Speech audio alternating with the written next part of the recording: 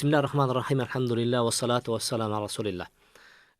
Allah Taala'nın atı menen sözümdü başlap Peygamber sallallahu aleyhi ve sellem'e salam salavatарды жолдоп, урматтуу биздин Насихат радиосунун угармандары жана Марва телеканалынын көрөрмандары, жалпыңыздарга биз тарбия саатынан жаңыдан көрүшүп, барыңыздарга ассаламу алейкум ва рахматуллахи ва баракату. Сиздер менен биздин берүүбүздүн алкагында сүйлөшө турган темабыз бул уяттуулук.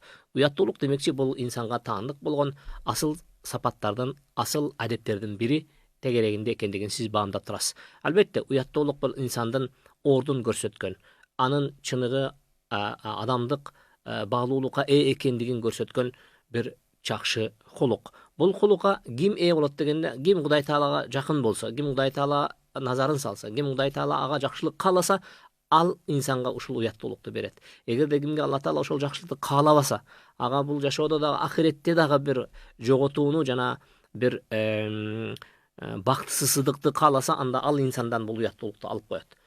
Эгерде кимде ким өзүн уяттуу деп санай алса, бактылуумун деп санасын.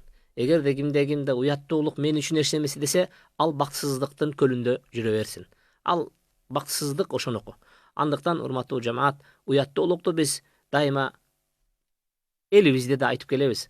Уятсыздан алыс болуу зарыл экендигин, жана уяттуудан жакын болуу дагы жакшы экендигин биз айтып келебиз. Андыктан инсандык турпаты менен эмес, балким инсан болгон өзүндөгү болгон баалуулугу менен инсан. Биз бир эки кишинин сүрөтүн карап көрөлүк мисалга. Эки кишинин сүрөтүн алгачкы кишинин колунда бар, бай, мансаптуу, байлык, оокаты, тирилиги, дүйнөсү ашып ташкан, баарысы тим эле анын оң жагынан да, сол жагынан да баары толуп турат. Бирок бир нерсеси кем. Ал уяттуулугу кем. Уятсыз адам. Ушул адамдан канчалык адам неме болот, жакын болот. Ким ошол нерсени жакшы көрөт? Ким ошол нерсени адам катары санайт? Ким ошонун жакшылыгы, жаманчылыгы менен бөлүшкүсү келет?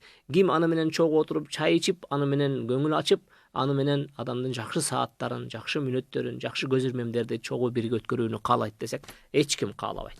Себеби дегенде ал уятсыз адам. Уятсыздан качат бардыгы. Бирок экинчи адам колунда эчтеке жок. Байкуш, бир кедей, дүйнөгө келип калган.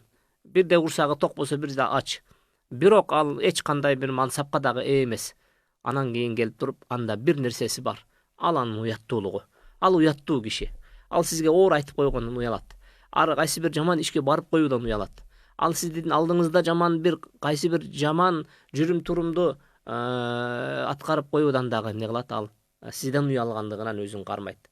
Бул мындай адам менен отурганда жакшы, мындай адам менен чай ичкенде жакшы, мындай адам менен жакшы көз ирмемдерди бирге өткөрүп, адам кичине бир жан дүйнөсүн жайгаштырып алганга да жакшы. Себеби дегенде ал инсанда уят бар. Андыктан урматтуу жамаат, уяттуулук бизге керек экен. Уяттуулук ар бирибизге керек экен. Уяттуулук биз үчүн милдеттүү нерсе катары да кабыл алышыбыз керек. Бирок ошол нерсени бизде кыргыздарда өзгөчө бир туура эмес көз карашта баалап алганбыз. Уяттуулук бул аялдарга гана таандык маселе деп, ал эми бул эркектерге тиешеси жоктой кылып. Жок, урматтуу бир тууганым. Уяттуулук биринчи эркектерге керек.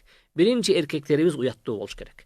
Эгерде эркектерде уяттуулук бар болгон болсо, ал уяттуулукту биз аялдардан таба алабыз. Эгерде биз ата-энеден уяттуулук таба алсак, аны балдардан таба алабыз. Андыктан мына ушул туура эмес көз караштан алысыраак болуп, эгерде биз чыныгы уяттуулук кандай болуш керек экен десек, пайгамбарыбызга карашыбыз керек. Пайгамбардын уяттуулугу жөнүндө кандай сөз бар десек, пайгамбарыбыз саллаллаху алейхи вассаламдын өмүр баяны чагылдырылган китептерде айтылат. Пайгамбарыбыз саллаллаху алейхи вассаламдын бетиндеги болгон уяты, ал ошол 12 жашар, 14 жашар энесинин астанасына аттап алыс чыкпаган эмне кыздын эч бир мындайча айтканда оор сөзгө, оор ишке, оор кепке аралашпаган, уяттуу бети албууттанып, уялган мезгилде анардай болуп кызарып чыккан кыздай болгон, ал кыздагы болгон уяттуулуктан дагы каттуураак уяттуулугу пайгамбарда бар эле дейт да. Урматтуу жамаат, пайгамбар эркек болгон. Пайгамбарчалык эркек боло албайбыз. Пайгамбар жоокер болгон. Пайгамбарчалык жоокер боло албайбыз. Пайгамбар эрктүү болгон. Пайгамбарчалык эрктүү боло албайбыз. Пайгамбар чечкиндүү болгон. Пайгамбарчалык чечкиндүү боло албайбыз. Пайгамбар баатыр болгон. Пайгамбарчалык бир баатыр боло албайбыз. Ошол эле учурда пайгамбар саллаллаху алейхи вассалам ошол асыл сапаттарды алуу менен, эркекке таандык болгон сапаттарды алуу менен ошол эле учурда уяттуу болгон. Бул экөөнү кошсо бириктирсе болобу десек, бул бириктирүү шарт. Мына ушул эки сапатты, эркекке таандык болгон асыл сапаттарды, эр жүрөктүүлүктү, кайтпастыкты, баатырлыкты, чечкиндүүлүктү, эрктүүлүктү, эр жүрөктүүлүктү алуу менен кошо уяттуулук да болуш керек. Ошол мезгилде эркек ушунчалык кооз болот экен да. Эркек ошол мезгилде кооздугуна чыгат экен. Качан биз келип туруп, биз эркек десе эле анан кийин эркектей биз өзүбүздү алып жүрүшүбүз керек деп, оозун ээн ооздукка кое берип, агыт кирип көгүт чыгып, ал жердеги болгон сөгүнгөн, кагынган, балит сөздөрдү колдонгон, бирөөнү жолдо баратып бирөөгө кичинекей бир ага бир кедерги түзүп койсо, аны ашатып башынан ылый төгүп салат. Каяктан келген маданият бул? Каяктан үйрөнгөн өнөр? Ким сага үйрөттү? Айтып берейинби, ким үйрөттү? Орустар үйрөттү. Орустар келип 70 жыл үйрөткөндөн сага сен ошондон башка эчтеке калган жок. Орустар кеткенде да 30 жыл болду, ошол 30 жылдан бери ошол нерсени айтып жүрөсүң. Эми сен сөөң сөпөт болгончо ошентип каласың, себеби дегенде сендеги таразаң жок. Сен үйрөнө албайсың ал нерсени кандай бир арылып кетүүнүн жолун да билбей жүрөсүң. Ошондуктан биз айтып атабыз, ал нерсени ташта. Ал нерсе сен уяттуулугуңду чечип атат. Ал нерсе сен уяттуулугуңду жууп салып атат. Сен өзүңдү кармаган болсоң, ошол нерседе өзүңдү чегиңди, ордуңду билсең, анда сен уятың бар. Пайгамбар саллаллаху алейхи ва саллям айтат, уяттуулук менен ыйман экөө чогуу нерсе. Булар кош жүрөк. Бирөөсү кетсе, экинчиси да ошо менен ээрчип жок болот деген. Бирөөсү көтөрүлсө, экинчиси да кошо көтөрүлөт деген. Бул сөздөрдү биз ыймандууларга деп айтып атабыз. Ыймандууларга тиешелүү берүүнү берип атабыз. Тарбия саатындагы уяттуулук эмне жөнүндө айтып атат дегенде, ыймандуулардын уяттуулугу жөнүндө сөз айтып атат. Уяттуулар угуп алгыла. Ыймандуулар угуп алгыла. Ыймандууларга тиешелүү маселе, ыймандуу ыйманы менен кошо уятын кошо алып жүрөт. Эгерде кокустан ал уятын кетирип алса, ыймандуу деле болуп туруп, анда анын ыйманы ээрчип аны кошо алып кетти.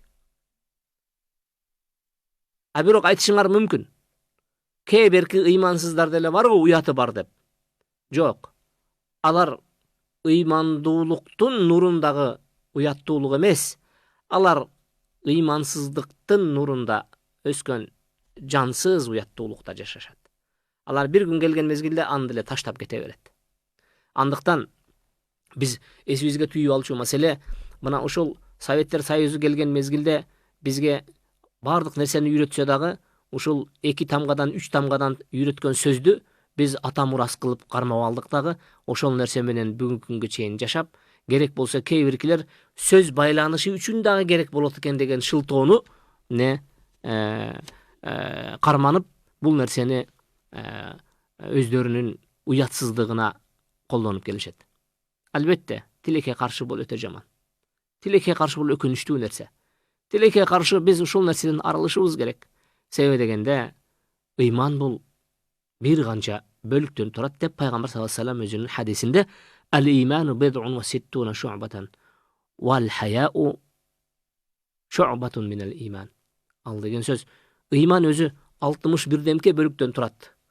Кээ бир риваяттарда 71 демке, 70 баланча бөлүктөн турат. Ал эми уяттуулук ошол ыймандын бир бөлүгү деген. Уяттуулук ошол ыймандын бир бөлүгү деген.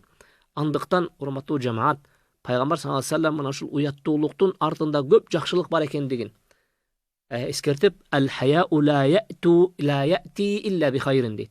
«Ал-хаяу ла я'ти илля би хайрин» деген сөздүн мааниси, уяттуулук жакшылыктан башканы алып келбейт. Жалаң гана алып келсе, жакшылыкты алып келет. Бул эми тараза. Бул ушундай бир аксиома. Бул нерсенин тескерисин алып карап көрсөңүз, уятсыздык десең, уяттуулук жалаң гана жакшылыкты алып келсе, уятсыздык десе, жалаң гана жамандыктан башканы алып келбейт. Жалаң гана алып келгени жамандык болот. Уятсыз адам кандай адам дегенсе, ал бактысыз адам. Ал жылмаюудан, ал эртеңки күнгө болгон үмүттөн, ал башка бирөөгө жакшылык тартуулагандан айрылган адам. Ал уятсыз адам. Ал уятсыз болгон мезгилде эң алгач адамдардын астында уяты кеткен. Андан кийин коомдун алдына уяты кеткен. Андан кийин Алланын астына уяты кеткен. Ал керек болсо акыретке барган учурда дагы ошондой оор акыбалда баш көтөрөт. Бул тараза. Бул биз айтып аткан нерсе менен биз айтып аткандыктан эле ушундай болуп калган жок. Бул жок. Аллах Таала жарыкчылыкты бар кылган мезгилде жараткан таразалардын бири ушул. Адамда уят болуш керек. Уяттуулук эмне дегенде, уяттуулук бул ар бир кишиге, ар бир инсанга ал өзүнүн үйүнөн тартып көчөгө чейин, көчөдөн тартып коомго чейин, коомдон тартып мечитке чейин, мечиттен тартып ибадат, ибадаттын ичиндеги болгон эң алгачкы уяттуулук, күчтүү уяттуулук бул эмне Алладан болгон уяттуулук керек. Урматтуу жамаат, чындап эле бүгүнкү күндө аталарыбыз канчалык уяттуу? Аталарыбыз бүгүн канчалык уяттуу десек, кээ бирки аталары болор.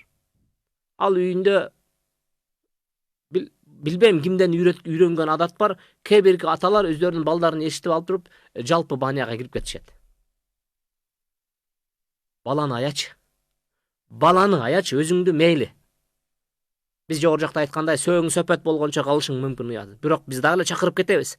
Уяттуу болгон жакшы. Сизге жакшылык алып келет. Уяттуулук сизге жакшылыктан башканы алып келбейт. Дагы эле чакырабыз уяттуулукка. Бирок жанагы баланы аячы. Неберең болобу, балаң болобу, аячы ошону. Себеби дегенде ал баланы дагы ошондой кылып, эртеңки күнү аны бактысыз кылып койбо. Баняга кирип кетет экен. Ал эле эмес, үйгө келген учурда үйдө дагы өзүн алып жүрүштү билбейт экен. Ата катары. Келиңиздер кыргыздын, мусулман кыргыздын үйүн карап көрөлүк. Мусулман кыргыз кандай болот дегенде, мусулман кыргыз ал үйүндө атада уят бар. Үйүндө отурган мезгилде аталык уяты бар. Ал бейчеки сүйлөбөйт. Бейчеки кийимдерди кийбейт. Бейчеки какырып түкүрүнбөйт. Бейчеки сөгүнбөйт. Сөгүнсө дагы ал кичине бир адамдардын ошол жердеги аялынын, кызынын, баласынын, келинчеги болгон келини катары турган чоочун үйдөн келген адамдын катарында ал эмне кылат? Ал кичине өзүн сөгүнгөн учурда дагы эмне кылат? Ал ачуулугунан алдырып койгондугун сездирип, таң көрө ушундай кылып аргасыз кылышат, мен да сөгүндүргөнгө алып барып, сөгүнгө чейин жеткиришип деп эмне кылат? Ал кейип кепчип коет. Бирок кээ бир уятсыздар бар. Ал үйүнөн сөгүнөт дагы, ошол сөгүнгөн абалда балдарына ошондой тарбияны берсет дагы, ал балдарына көчөгө чыгып ошентип сүйлөшөт. Кээ бир мондай биринчи класска жетпей турган, эми тили чулдурап сүйлөп баштаган, бирок эшип сөккөн балдарды көргөндө таң каласың. Бул каякта чоңойгон бала бул? Ким чоңойтtu муну?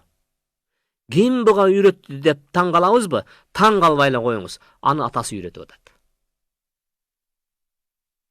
Аны ошол үйдүн ичиндеги бирөө үйрөтүп атат. Ошондуктан биз айтып атабыз, ата үчүн адептүүлүктөрдүн ичиндеги уяттуулук сапаты өтө зарыл. Баласына, кыздарына, үй бүлө мүчөлөрүнө аш оокатты ташып келүү канчалык зарыл деп тапса, анда уяттуулукту кармануусу дагы ошондон кем эмес зарыл. Эмне үчүн? Себеби дегенде, кыргызда куш уядагысын алат деген сөз бар. Куш учканда уядагыны алат, уядагыны жасайт. Ушундай бир үй бүлөлөрдү көрдүк. Атасы жакшынакай, сөгүнбөйт, кагынбайт. Анын балдары дагы ошондой сөгүнгөн, кагынуунун өзүн жаман көрүп калган. Аларга ахлак болуп түптөлүп калган. Алар көчөдө дагы сөгүнбөйт. Себеби дегенде алар сөгүнгөндө атасы үйрөткөн эмес, атасынан көргөн эмес ал нерсени. Себеби дегенде сөгүнүү бул айып катары, уят катары санашат. Бирок кээ бир үйлөр бар, алар чоңу кичинеси эркек ургачысы деп сөгүнүшөт. Себеби дегенде ал уятсыздыкты ата мурас кылып атасынан алышкан. Мына коомду ким түзөт? Мына кандай биз коомду тургузабыз? Эртеңки сөгүнгөн Кыргызстанды каалайбызбы? Анда аталар уятсыздыкты өнөртүктө бергиле. Эгерде жок, эртеңки күнү биз жакшынакай, маданияттуу, оозунан чыкса жакшы сөз гана чыккан. Алар кайсы бир уяттуу сөздөн өзүн кармаган, уятсыздыкка барбаган Кыргызстанды тургузабыз дейбизби? Анда аталар уяттуу болсун. Кайрадан кайталаймын. Эгерде ата уяттуу болсо, аны көргөн аял дагы уяттуу болот. Ата менен энедеги болгон уяттуулукту көргөн бала менен кыз дагы уяттуу болот. Эгерде уятсыз келин келип ошол үйгө кокустан кирип калса дагы, үйдүн ичиндеги болгон, чөйрөдөгү болгон климатты көргөндө, ал келин дагы өзүн уяттуу алып жүрө баштайт. Суроо туулушу мүмкүн. Деги өзү балдар уяттуу болуп төрөлүп калабы деп? Жок. Биз баарыбыз окшош болуп төрөлөбүз. Бирок аларды уяттуу же уятсыз кылып биз түптөйбүз. Үй бүлө ичиндеги адамдардын ичинен эң алгач ата, андан кийин эне. Бизге да көрүп аялдардагы болгон чектен чыгууларды, кыздарыбыздагы болгон адепсиздик, уятсыздыктарды көргөн мезгилде биз ошолорду эле айыптап жатып калабыз. Бизде кыздар бузулду, аялдар бузулду. Ничего подобного. Эгерде эркектердегидей адеп, эркектегидей уят болгондо, ошондой болуп өздөрүн ошол чекти карбап жүргөндө, анда мындай аялдар өсүп чыкпайт эле, мындай кыздар өсүп чыкпайт эле. Ошондуктан Пайгамбар саллаллаху алейхи вассалам «Ал-хаяу ла яти илля би хайрин» уяттуулук жакшылыктан башка эч нерсени алып келбейт деген. Жалаң гана жакшылык. Мунун кайталап айтчу болсок, аксиомасы тескериси бул эмне дегенде, уятсыздык жамандыктан башканы алып келбейт. Уятсыздар кимдер дегенде, булар бул жашоонун даамын дагы, түсүн дагы жоготуп алгандар. Бул жашоо аларга, мындайча айтканда, дальтониктин эмнеси, дальтоникти билесиздер да. Дальтоник бул анын көзү ушундай болуп ооруга чалдыгат, бардык сүрөттөрдү бир эле түстө көрөт. Ак кара эле түстө көрөт. Эч кандай анын үчүн кызыл жок, эч кандай жашыл жок, эч кандай сары жок, эч кандай боек жок. Дальтониктин көзү үчүн боек жок. Уятсыздын жашоосу үчүн бул жашоонун дагы ошондой эмнеси, боегу жок. Ал баарын тебелеп өтүп кете берет. Ал сууну дагы, топуракты дагы, бокту дагы баарын кечип кете берет. Ал эч качан бул жерге келген учурда абайлаш керек, бул жерге келгенде атташ керек, бул жерге келгенде токтош керек дегенди билбейт. Бул ушундай бактысыздардын жашоосу. Уятсыздардын жашоосу, бактысыздардын жашоосу. Келиңиз, сизге бактылуу жашооңуз келеби? Бактылуу өмүр кечкиңиз келеби? Анда азыртан тартып уяттуулукка көңүл буруңуз. Себеби дегенде Пайгамбар саллаллаху алейхи вассалам уада кылып атат, уяттуулук жакшылыктан башканы алып келбейт сизге. Аны менен кошо, «Инна мимма адракан насу мин каламун нубува иза лам тастахи фасна' ма ши'та» деген сөздү айтат. Бул сөздүн мааниси Пайгамбар саллаллаху алейхи вассалам Имам Бухаридин риваятында, эгерде биз пайгамбарлардан адамдарга жеткен, же болбосо адамдар үйрөнгөн сөздөрдүн бири, пайгамбарлардан келип адамдар үйрөнгөн сөздөрдүн бири бул эмне дегенде, «Иза лам тастахи фасна' ма ши'та», эгерде уялбасаң каалаганыңды кыла бер. Эгерде сенде уят болбосо, эмне кылсаң кыла бер. Бул деген сөз жалаң гана уятсыздарга, уятсыз адамдарга эшиктердин баарын ачып салуу деген нерсе эмес. Туура эгерде ал адамдардан уялбаса, периштеден уялбаса, пайгамбардан уялбаса, акыры келип Алладан уялбаса, аны эмне кыла алабыз биз? Союп сала албайбыз. Жазалап кое албайбыз. Ал жазасын келип Алланын астында алат. Болгондо дагы Алла Таала алардын жазасын өтө бат берет. Уялбагандардын жазасын дароо эле берет. Бул биринчи жагы. Экинчи жагы, биз жогору жакта айттык, Uyalganda birinci biz жөн гана адамдардан уялбастан, biz birinci Allah'dan uyalışыбыз керек. Эгер де Allah'dan uyala турган ишти башка бирөө жасап аткан болсо, аны токтотуп коюу дагы bizimle уяттуулук, уятсыздык катары biz токтотуп коюуга жарабасак, аны да уятсыз иш катары карашыбыз керек. Ошол мезгилде кайсы бир адамдын Allah'нын укугун тебелеп аткан, Allah'нын чегин бузуп аткан, Allah'nын өкүмүн талкалап аткан бирөөнүн ишин көрсөк, ал нерсени токтотуп коюуну өзүбүзгө эмне милдет, уяттуулуктун бир милдети катары эмне кылышыбыз керек экен, кабыл алышыбыз керек экен. Ошондуктан, урматтуу жамаат, биз карап көрөлүк, бүгүнкү күндө үй бүлөлөр кантип курулуп калды дегенде, үй бүлөлөр кайсы бирөөнүн атасы катуураак сөгүнсө, балдарга ошондой деп түшүндүрүлүп калды, менин атам кыйын экен деп. Анын оозунан канчалык жаман жийиркеничтүү сөз чыкса, ал ошончолук баатыр көрүнүп калды. Жок, андай эмес. Ал ошончолук бактысыз. Оозуңа канчалык жийиркеничтүү, уятсыз сөз батса, сен ошончолук көлөмдө бактысызсың. Sen kançalık ошондой уяттуу нерседен кармасаң, ошончолук бактылуусуң. Биз балдарыбызга, кыздарыбызга, бизге тиешелүү чөйрөсү кирген адамдарга ушул нерсени жеткиришибиз керек. Ансыз биз бактысыздардын колоннасын тургузабыз. Ансыз биз бактысыздардын коомун түптөйбүз. Себеби дегенде, бул нерсени мен кайталап айткым келет. Бул нерсе биз айтып аткандыктан эле ушундай бир болуп калган жок. Бул балким улуу жараткандын жарыкчылыкка койгон таразаларынын бири ушул. Пайгамбарыбыз саллаллаху алейхи ва саллям ушунчалык уяттуу киши болгондуктан, ал кишини сүрөттөгөндө биз айтып өттүк. Эшиктен аттап алыс кетпеген, энесинин кучагынан чыкпаган кыздын бетиндеги уяттуулуктан дагы күчтүүрөөк уяттуу киши болгон. Бул маселеде биз бүгүн кайра токтолуп, кайра эскертип айтканга аргасыз болуп атабыз. Себеби дегенде,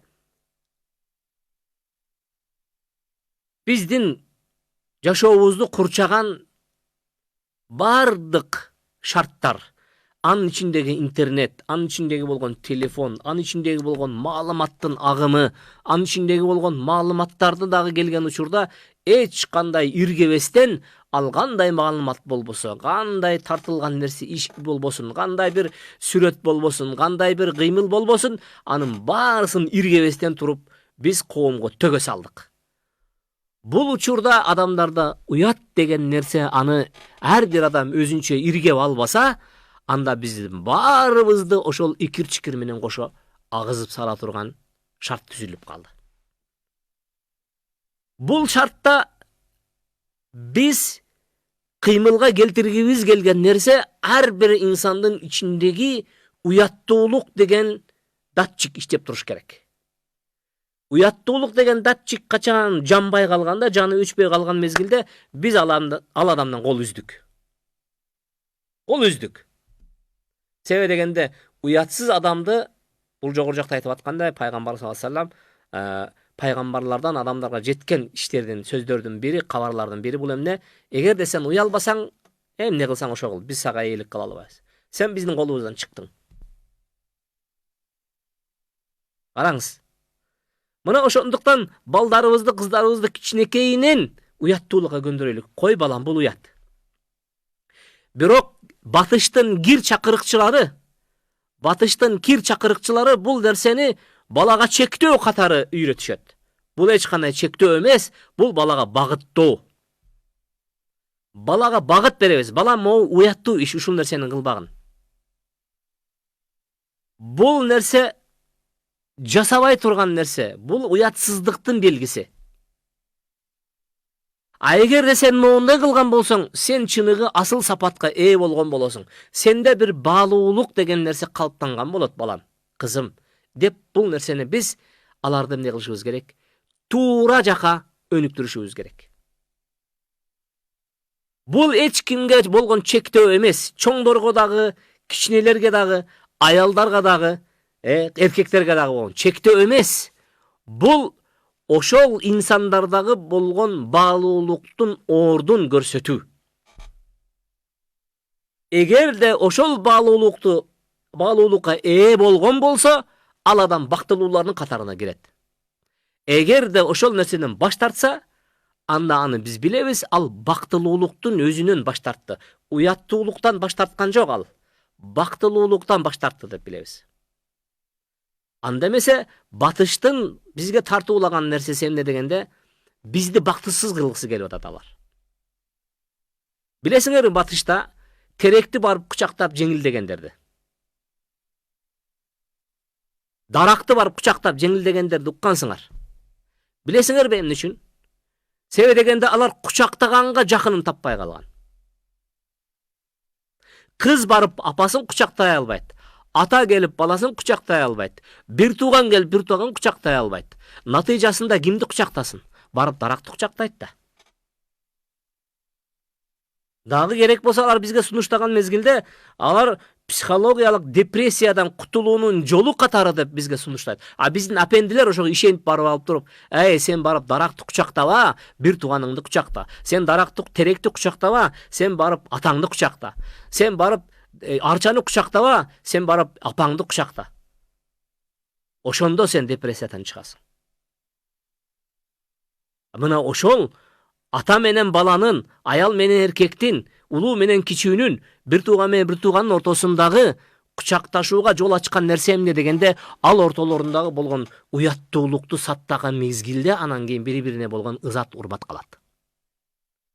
Качан бири-бирине болгон жакындык сезимди сактагысы келсе адам, ал уяттуулукту өзүнө бекем тутсун. Уятсыздык бул ар бир адамдын абийирин төгөт. Ал ким болбосун? Миллиардтаган акчасы бар болсо дагы ал адамдын уятсыздык менен абийири төгүлөт. Ал канчалаган мансапка ээ болбосун, канчалаган дүйнөгө жана дөөлөткө ээ болбосун, анын бирден бир анын инсандык ордун абийирин чечкен нерсе бул анын уятсыздыгы. Мен кээ бир эркектерди көрөм, өзүнүн аялына барып айкырган мезгилде оозунан эч бир даже итке чыкпаган сөздөрдү айтышат. Кантип айтат. Кантип өзүнүн аялын ошентип сөгөт. Кантип ошол жаман сөздү ыра көрдү өзүнүн. Балдарын төрөп берген аял кантип айтып атат. Кантип өстүрөт ошол аял эми балдарды кантип өстүрөт. Ошол балдары атасын угуп турат. Атасы апасын сөгүп атканын. Мына уятсыздык. Мына уятсыздыктын орду. Мына ошонтип эркектер биз жаа бербестен тилибизди кой берген мезгилде эркек аялдар эмне кылсын, байкуштар? Аларга да жан керек да, алар дагы бирдемке кылыш керек да мунун жанында. Анан аргасыз анан кийин ал дагы эмне кылат? Тилин кой берет. Анан ал дагы анан шумун чечет. Анан ал этегин көтөрөт. Анан көкүрөгүн ылый ашат. Анан ошентип келип натыйжасында анан кийин ошол сиз көчөдө уялып аткан аялдар ошол жактан чыгып келди. Каяктан? Эркектердин уятсыздыгынан. Эгерде эркек чындап эле эркек болуп, уяттуу болуп, өзүн эркектей сезген учурда, аялдар эч качан буга дая албайт эле.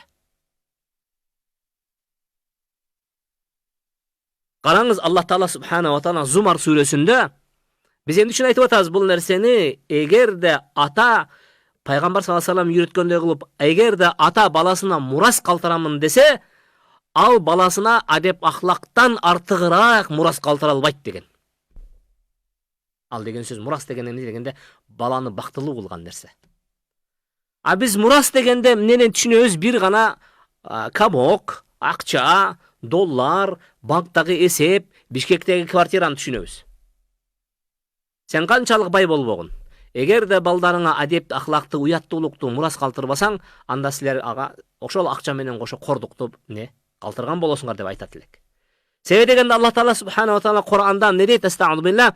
Fa'budu ma shi'tum min dunihi قل إن الخاسرين الذين خسروا أنفسهم وأهليهم يوم القيامة ألا ذلك هو الخسران المبين. Qarаңыз, Аллах Таала fa'budu ma shi'tum. Силер ибадатыңарды каалагандай өтөгүлө. Ибадатты Алла үчүн деп кыласыңарбы? Алла үчүн кылгыла. Таш үчүн ибадат кыласыңбы? Ташка ибадат кыла. Иисуска ибадат кыласың? Иисуска ибадат кыла бер. Асманга, теңирге, көккө, арстан алайга ибадат кыласыңбы? Кыла бергин. Ал сенин ишиң. Бирок билип койгула. Билип койгула. Чыныгы жоготууга учургандар алар өздөрү менен кошо өздөрүнүн жакындарын дагы жоготууга кабылдап, жоготууга баргандар. Кыямат күнүнгө келген учурда алар чыныгы жоготууга кабылат. Мына ушул чыныгы айкын жоготуу эмеспи? Деп айтат Аллах Таала Зумар сүрөсүндө. Ал жоготуу эмне дегенде кыяматка келген учурда Аллах Таала субхана ва таала таразыга салганда биринчи адамдардын ибадаты менен кошо адеп ахлагын таразыга салат дагы. Пайгамбар саллаллаху алейхи ва саллям айткан сахих хадистердин биринде айтат: кыяматтагы таразадагы болгон эң салмактуу нерсе адеп ахлактан гана болот деген. Ал уяттуулукка окшогон, беришиндикке окшогон, кечиримдүүлүккө окшогон нерселерден турат. Бирок ошол асыл сапаттардын бардыгына болуп туруп, бирок уятсыздык барып алган болсо, уятсыздык барысын жууп кетет. Себеби дегенде уяттуулук менен уятсыздык өзү бул ыйманга байланган нерсе. Эме ошондуктан Аллах Таала субхана ва таала кимге кааласаңар ошондой кылып сыйынгыла деген сөздө кандай өзүңөрдү алып жүрсөңөр ошондой алып жүргүлө. Уяттуулугуң барбы, ал сенин өзүңө пайда келген нерсе. Уятсыз болосуңбу, ал дагы өзүңө калган нерсе. Уятсыздыктын өзү сени менен бүтүп калабы дегенде жок. Сен балдарыңа мурас кылып өткөрүп коесуң. Сен кыяматта жоготууга учураган мезгилде балдарың, урпагың кошо ошол жоготууга кошо учурайт. Сени менен кошо ошол жоготууга кабылат. Себеби дегенде ошол уятсыздык, бетбактыкты сен аларга мурас кылып калтыргансың. Сен тияктагы балдарым үчүн жакшы жашоонун булагы деп акча калтыргансың, камок калтыргансың, банкта акча калтыргансың, мүлк калтыргансың. Сен ойлонгонсуң балдарың ушу менен бактылуу болот деп. Жок, балдарыңды бактсыздыкка жетелеген нерсе сендеги болгон уятсыздык, бетбактык болгон. Мына жыйынтык, урматтуу жамаат. Ошондуктан арабтарда мындай деген ыр куплети бар. إذا قل ماء الوجه قل حياؤه ولا خير في وجه إذا قل ماؤه дейт. Караңыз сөздү, кандай жакшынакай сөз айтышат. Бул айтат: эгерде адамдын бетинде уяттуулуктун суусу азайса, анда суусу аз болгон, уяттуулуктун суусу аз болгон бетте эч кандай жакшылык жок дейт. Ошондуктан айтабыз, келиңиздер, уялайлык. Уялганда биринчи Алланын өкүмүнө келгенде уялайлык. Алланын чегине келгенде уялайлык. Алланын көрсөтмөсүнө келгенде уялайлык. Пайгамбардын келген үйрөткөн сүннөт жолунда уялайлык. Анан өзүбүздүн карапайым жашоого келгенде уялайлык. Урматтуу жамаат, уялайлык, жашообуз жакшы болот. Уяттуу болойлук элек, жашообуз ордуна келет. Себеби дегенде адамдын ыйманынын булагы катары кызмат кылган нерсе мына ушул уяттуулук. Пайгамбарыбыз саллаллаху алейхи ва саллям өзүнүн бир окуяларынын биринде мындай нерсе эскертилет.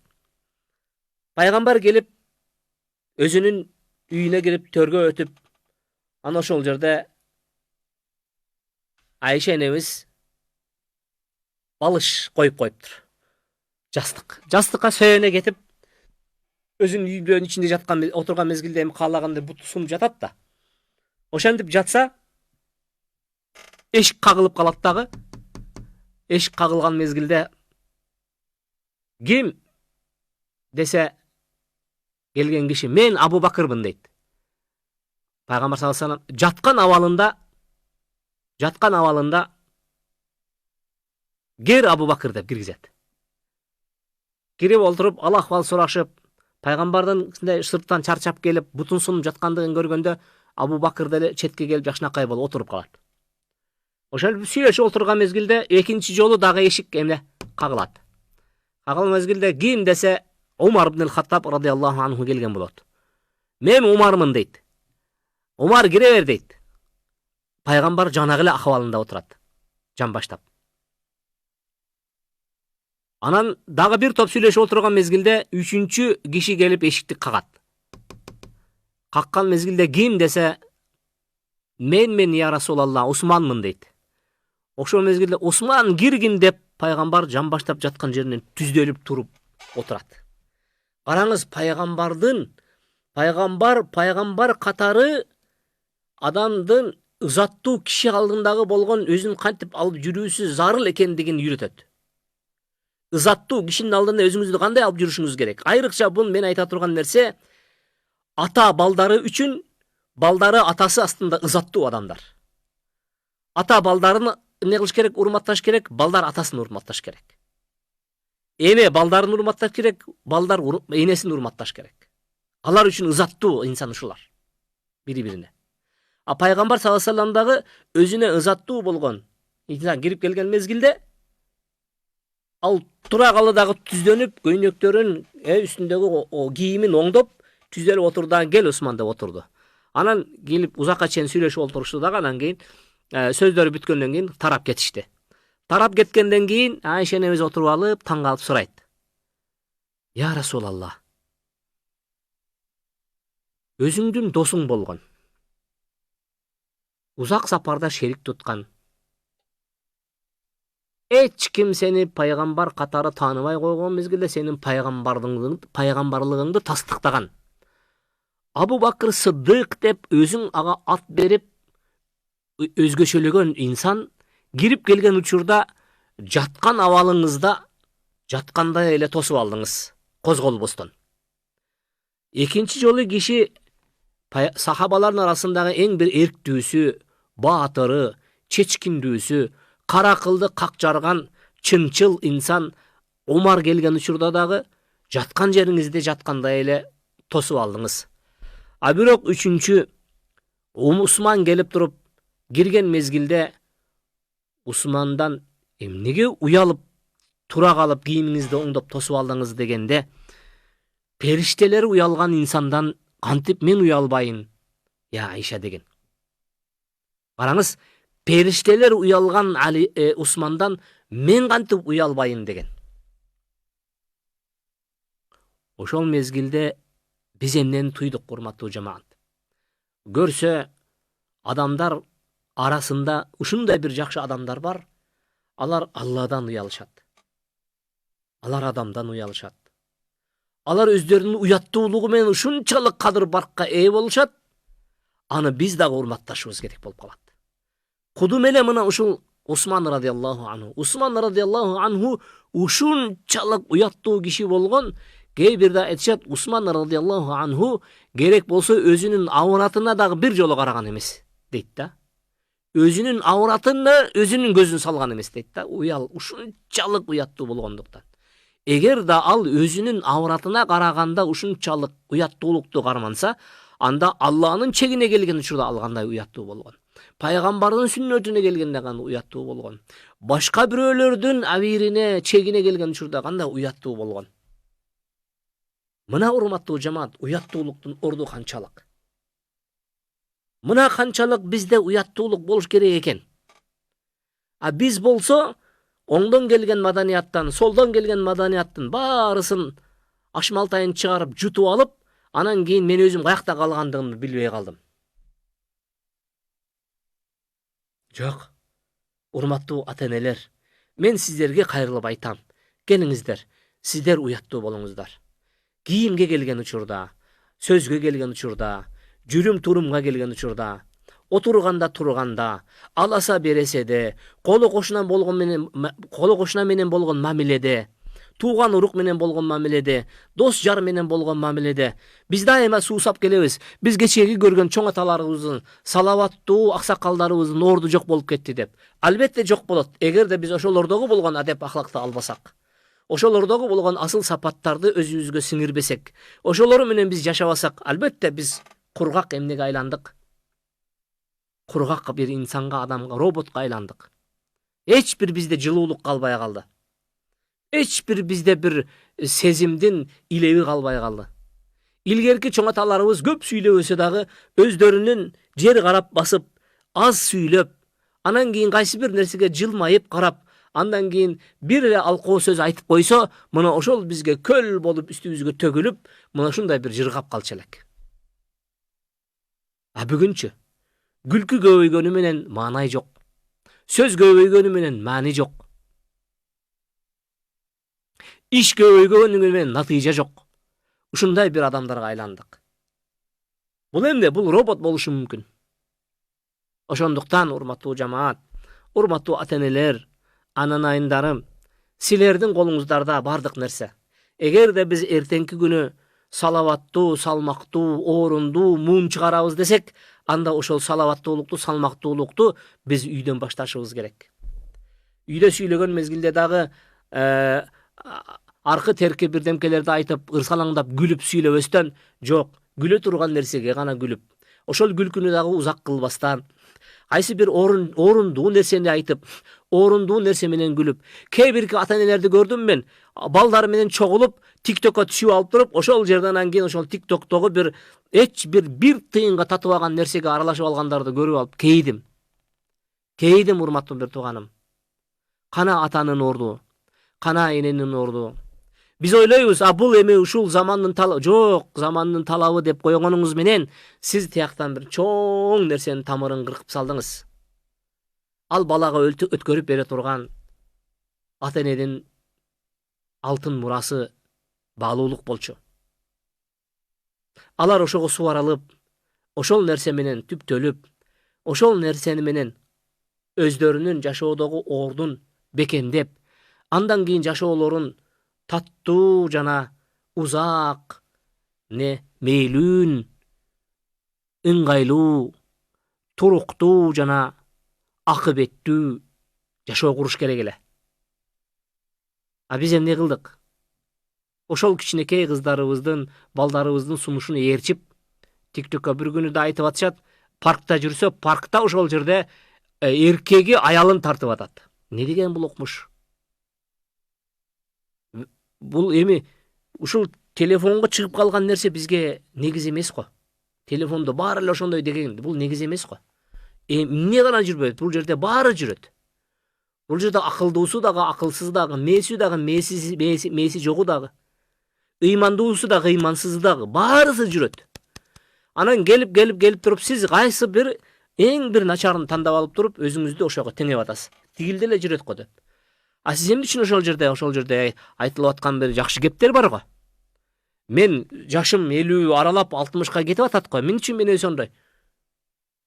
Кээ бирки менин курбалдаштарымды көрүп калам.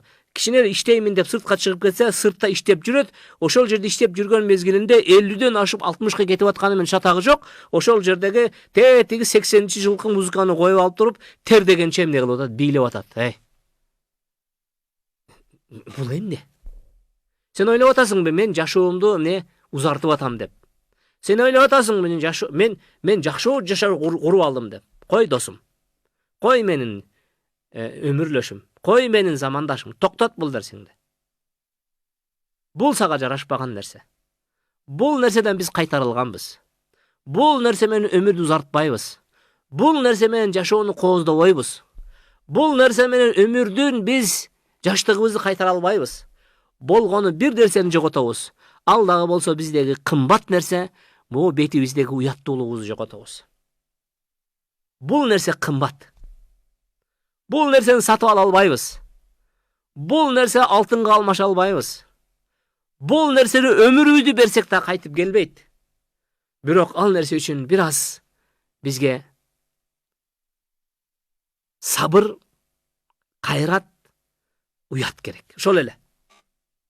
Ошол нафсибизди, шайтаныбызды жеңген, токтоткон, байлаган нерсе керек. Ошол учурда сиз биз издеген аксакалга айланасыз. Биз күткөн муунга айланасыз. Биз күткөн муунду жаратасыз. Ошол мезгилде адамдар өзүнө синген, Alardın suusagandygyn çankoosun kandırgan. Alardın göksösün kandırgan işti biz orduna koygan bolabız.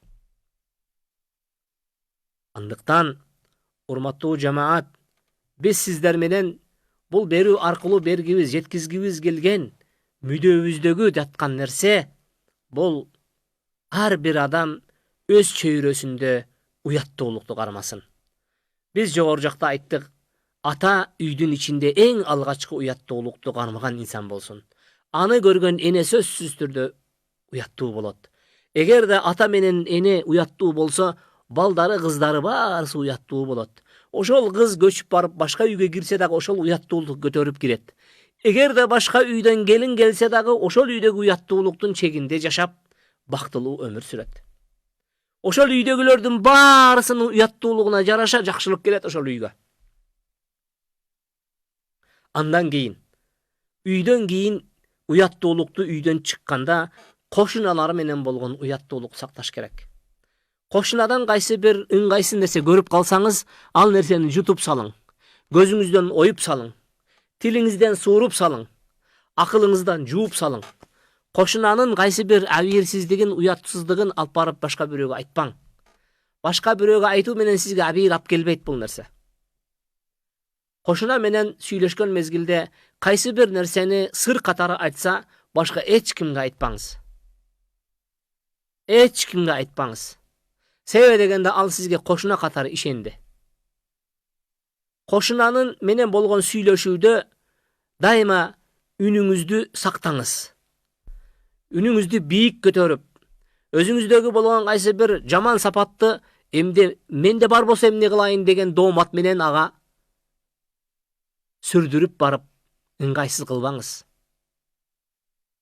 Маданияттуу үнүңүздү дагы сактап, көп сүйлөй бербестен ага көбүрөөк кулак тыңшап, андан кийин сөздү жыйынтыктуу бүтүрүңүз.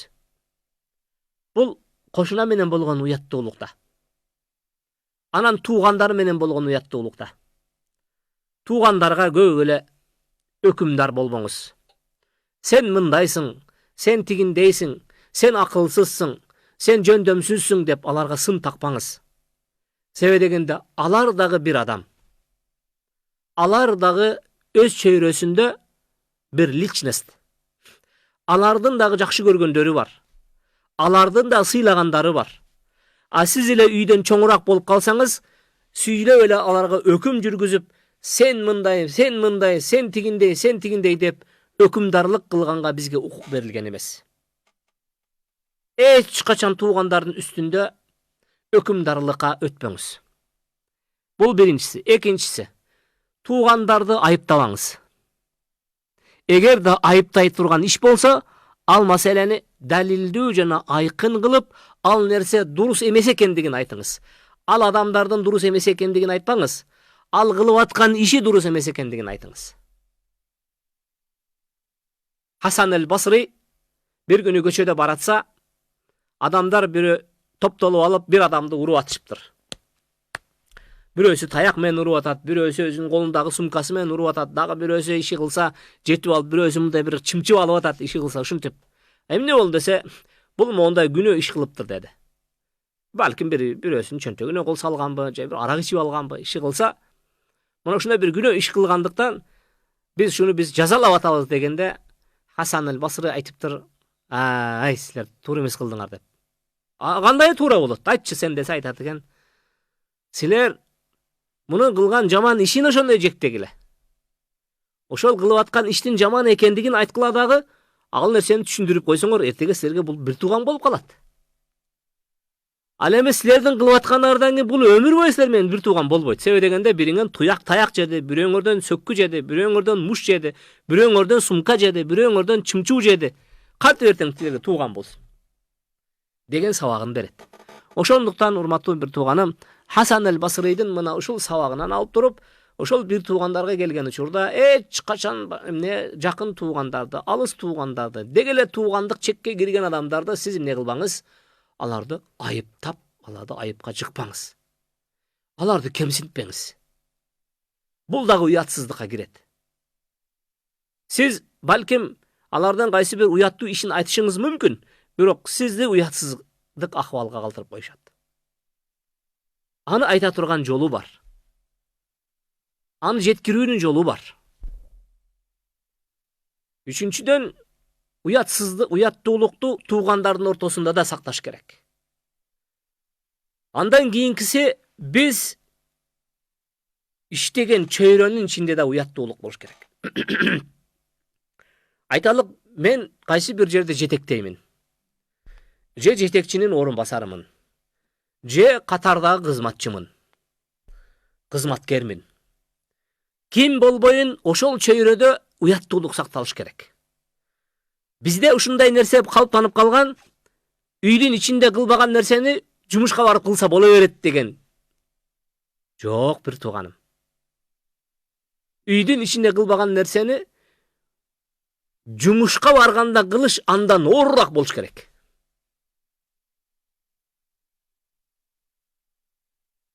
Аны биз тескерисинче колдонобуз. А үйдө кылбаган нерсени жумушта боло берет деп. Жок. Такыр болбойт. Такыр болбойт. Үйдө балдардын астында кайсы бир кылыкты кылгандан тартындыңызбы? Ошол нерсени жумушта да кылбаңыз. Жумушта андан дагы не? Уяттуураак болуп калат. Себеби дегенде, булар кечириши мүмкүн сиздин балдарыңыз. Келинчегиңиз. Кечириши мүмкүн. Бирок тиги жумушта кылбаңыз аны. Себеби дегенде, алардын кабылдоосу башкача. Экинчиден, аялдар. Аялдарда мына ушул нерсе күчтүүрөөк болуп кетет. Барып алып, орунсуз сөздөрдү, орунсуз ушактарды, орунсуз кыймылдарды ошол жака барып жасаганда эркиндикке чыгып жасап алгандай болот. А чындап келген учурда ал үйдөгүдөн дагы оорураак ишти кылып койду. Үчүнчүсү, коомчулукта, сыртта жүргөн мезгилде. Кийинкиси. Биз айттык, эң алгачкы биз үчүн зарыл болгон уяттуулуктун орду үйдүн ичи дедик. Эң алгачкысы үйдүн ичи. Андан кийин кошуналар менен, андан кийин туугандар менен, андан кийин иш ордубузда, андан кийин маанилүүсү бул коомдо, чөйрөдө жүргөн мезгилде. Сыртка чыккандан кийин адамдар кайсы бир деңгээлде мен эркиндикке чыктым деп ойлойт. Жок, тескерисинче, биз сыртка чыккан мезгилде биз кайра эмне болот? Биздин укугубуз чектелет. Дегенде исламдык шариятта айтат, сенин укугуң кайсыл жерден бүтөт дегенде, башканын укугу башталган жерден чектен сенин укугуң бүтөт. А бул кандайча түшүндүрүлөт дегенде, сиздин үйдүн ичинде сиздин укугуңуз кенен, үйдүн ошол жердеги чөйрө барысы сиздики болот. А бирок сыртка чыккан мезгилде сиздин укугуңуз башка бирөөнүн укугу келип турган жерге келип токтоп калат. Ал деген сөз башка бирөөгө сиздин анын көзү аркылуу уятсыздыкты, анын кулагы аркылуу уятсыздыкты, анын сөзү аркылуу, сиздин сөзүңүз аркылуу уятсыздыкты ал эмне кылбаш керек? Өзүнө жеткирип албаш керек. Исламдын маданияты эмне үчүн күчтүү дегенде, исламдын маданияты сыртка чыкканда башталат, үйдүн ичинде эмес. Ал деген сөз үйдүн ичиндеге караганда сыртта өзүн алып жүрүү көп жоопкерчиликти эмне кылат? Жүктөйт. Мына ошондуктан ислам жашаган чөйрөдөн, сиз көчөдөн, сиз кайсы бир мыйзамсыздыкты, кайсы бир уятсыздыкты көрбөйсүз. Бул уят. Себеби дегенде биз ошентип өсүп чыгабыз. А батыш айткандай эмес. Батыш айтат, сен көчөгө чыкканда өзүң каалаганын кыла бер. Жок, ничего подобного. Сен эмне үчүн мени эске албай атасың көчөгө чыкканда? Ну, мисалга алып көрөлүк. Мисалы үчүн көчөдө туруп, өбүшө бер деген жаштарыбызды үйрөтүшөт. Өбүшкөнгө жер таппай калдыңбы? Өбүшө турган жер башка жер. Ал сенин үйүңдүн ичи. Үйүңдүн ичиде дагы өзүңө таандык болгон бөлмөдө. Ошол жерге киргенден кийин өбүшмөктөн тиштеше бер. Ал сенин ишиң. А бирок көчөгө чыккан мезгилде мен ошол жерде өтүп бара турган, сен мени эске алган. Сен менин сезимимди, менин маданиятымды, менин көз карашымды, менин дүйнө таанымымды сен тебелебе. Эгер де сен ошондой кылсаң, мен тебелеп койгонго барганга аргасыз болом. Көрдүңүзбү бир тууганым? Коом кантип түптөлөт? Коом эң жөнөкөй болгон маселени жөнгө салуу менен түптөлөт. Эгер де биз үйдөгү балдарыбызга, кыздарыбызга үйдүн ичинде ошол нерсени үйрөтсөк, анда кыздарыбыз, балдарыбыз көчөдө өзүн алып жүргөн мезгилде ошондой алып жүрө алат. Бул кийимге дагы тиешелүү. Биз үйдүн ичинде каалагандай кийине берелик. Себеби дегенде ал бизге таандык үй бүлө мүчөлөрү. Атам, апам, агам, иним, эжем, синдим, бул бизге тиешелүү адамдар. Ал жерде шарият мага өзүм каалагандай кийингенге же болбосо кайсы бир деңгээлде башка бирөөлөргө уруксат берилбеген чекти мен ошол жерде жасай алам. А бирок сыртка чыккан мезгилде жок. Мен сыртка чыккан мезгилде өзүмдө мурда башкалардын сезимин, укугун өйдө коюшум керек өзүмдөн. Мына бул туура маданият. А качан сен торпоктой болуп чыгып алып, сенин өзүңдүн жеке көз карашыңды башка бирөөлөрдүн маданиятынын үстүнөн өйдө көрсөң, кечирип кой. Сен торпоктугуң мага өтпөйт. Ал мыйзамдык эмнелерди, чектерди талап кылат. Мен кече мисалы үчүн Катарда өтүп аткан чоң иш-чарада Катар мамлекети сырттан келген коноктор үчүн спорттук чоң бир иш-чара өтүп атат. Сырттан келе турган коноктордун бардыгына көрсөтмө жазып беришти. Ошол көрсөтмөлөрдүн ичинде эмне деп жазылып турат? Сен көчөдө отурган мезгилде бутуңду кайчылаштырып отурба. Сен балким өмүр бою ошол нерсеге көнүп алсаң дагы, бирок бунол жерге биздин коомго келген учурда сенин эмне эске ала турган маселең бизде бутту кайчылаштырып отурбайт. Бул тоготпогондукту көрсөтөт деп атат. Экинчиден, сен тизеңден өйдө көйнөк кийбе, тизеден ылдый кий. Эркектерге. Аялдарга чегенде аялдар кызылаштыктан өйдө ылдый кийсин. Эмне үчүн бул биздин маданиятыбыз. Биз ошондой коом түргүзганбыз, биздин коом ошол нерсеге көнгөн. Мына ошондой нерсе менен биз эмне кылабыз? Коом тургузабыз, ошентип коомдун маданиятын, коомдун түптөлүүсүн биз эң жөнөкөй болгон уяттуулук маселеси менен биз жөнгө сала алабыз. Ошол мезгилде көчөдө кетип аткан киши машинесинен дагы ачып туруп баклашканы таштап салбайт. Ошол мезгилде айнекти ачып туруп көчөгө түкүрүп салбайт. Чуркап бараткан мезгилде көрүнгөн жака түкүрө бербейт. Мына ушулардын бардыгы келип туруп уяттуулук маселеси менен жөнгө салына турган иштерден. Андыктан урматтуу биздин угармандарыбыз, сиздердин менен болгон бүгүнкү уяттуулук маселесин жыйынтыгына келип айтат элек. Уяттуулук бул жакшылыктан башканы алып келбейт, уятсыздык бул жамандыктан башканы алып келбейт деп сөзүбүздү жыйынтыктайбыз. Барыбызга уяттуулук тилейлик. Кудай Таалам бизди уяттуулугун кылсын. Пайгамбарыбыздын уяттуулугунан бизге насип этсин. Себеби дегенде уяттуулук бул бактылуулук. Андыктан сиздер менен биз кийинки берүүлөргө чейин коштошобуз. Ассаламу алейкум ва рахматуллахи ва баракатуh.